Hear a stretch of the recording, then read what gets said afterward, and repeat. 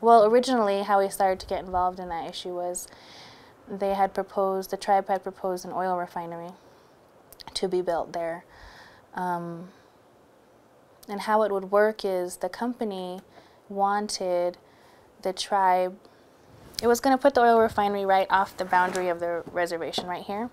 So it was going to buy up this piece of land, and it wanted the tribe to take ownership of that, because like the environmental laws are so ambiguous that if you can put an oil refinery on the reservation, there's no environmental standards. You don't have to go through any of the... Right. And so that area too is all developed with oil and coal. North Dakota has like one of the worst air quality standards in the United States, and you wouldn't think so, but it does, because there's so much coal development and coal-fired power plants, especially right just around that little reservation. And and they have the first coal to liquid plant there too. So the original plan was to build this oil refinery and then use oil from the tar sands again.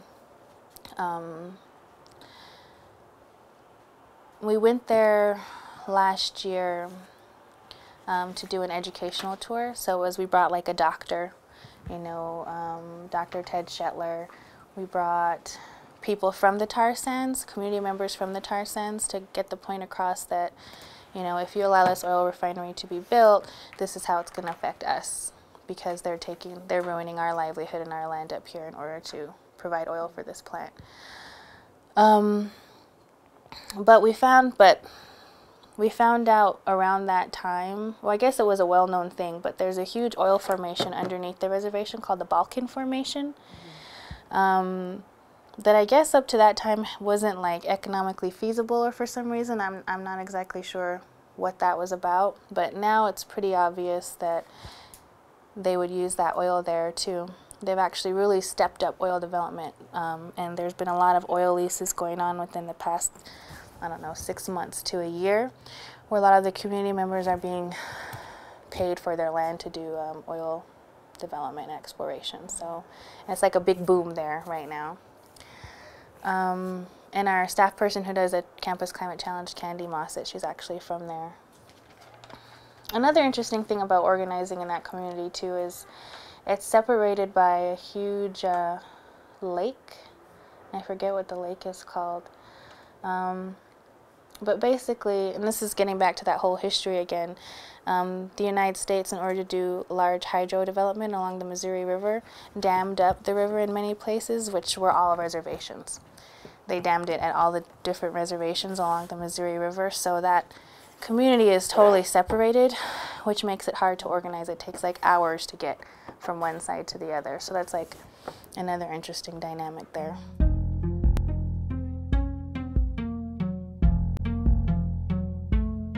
They're fighting against a liquefied natural gas terminal.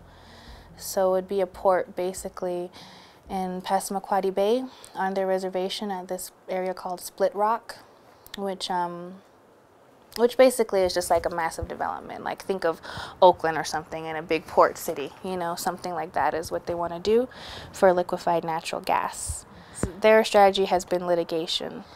That's kind of more of a hands-off thing for me because I don't know. I'm not a lawyer and I don't know a lot of that stuff, but in terms of like if they want to do some sort of environmental justice work and communications work to get stuff out there, then that's what I do for them.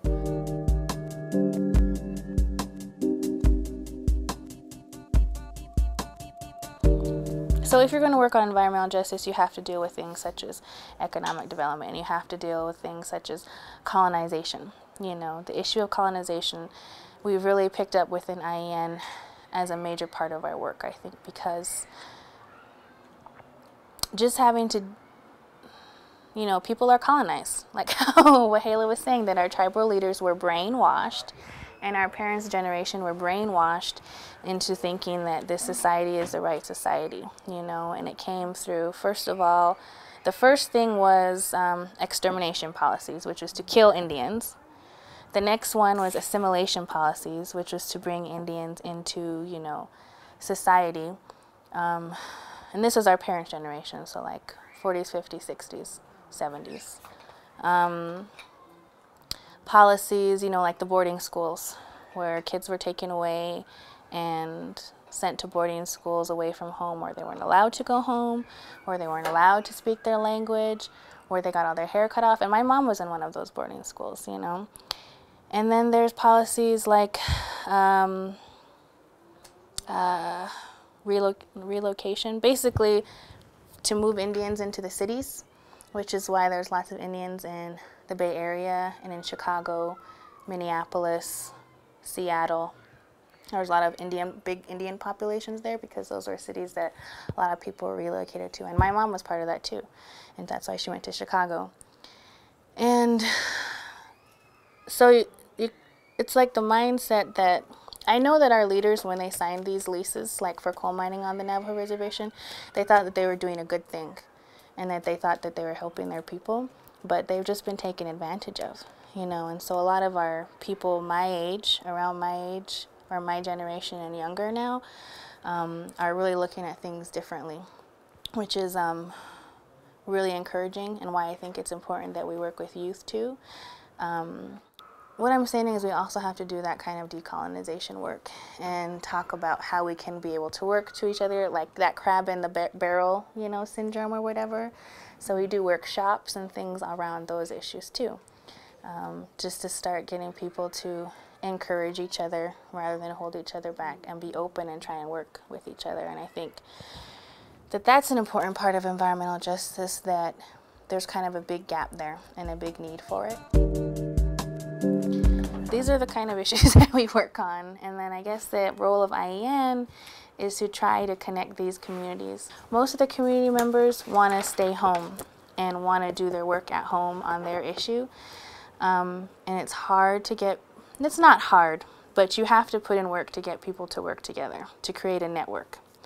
And our role is also to be a watchdog, you know, on regional policy, on national policy, on international policy, and to mobilize the network when we need to. We also have to work with the non-Native people too. So we're part of these various coalitions like the Environmental Justice and Climate Change Initiative, or Grassroots Global Justice. I don't know if you guys have heard of them. And even tar sands like group, like trying to, we play the role, hopefully, so that not too many of the community people have to play the role of trying to get non-Native people to understand Native issues and prioritize them. A lot of what funders say is like, well, Native people are 1% or less of the US population. Why even bother mobilizing that small percentage of people? And you have to teach them things like, well, because we're sovereign nations and we hold the vast majority of fossil fuel resources in the United States, you know, and in Canada. So if you want to develop these resources, or I mean, if you don't want to develop these resources and you want to, you know, push for our economy to become more green and to do more renewable type energy, then you have to work with Native people. So we have to like play that role too, of trying to get people to understand that, and so that they can fund or work with Native people. That's also our role.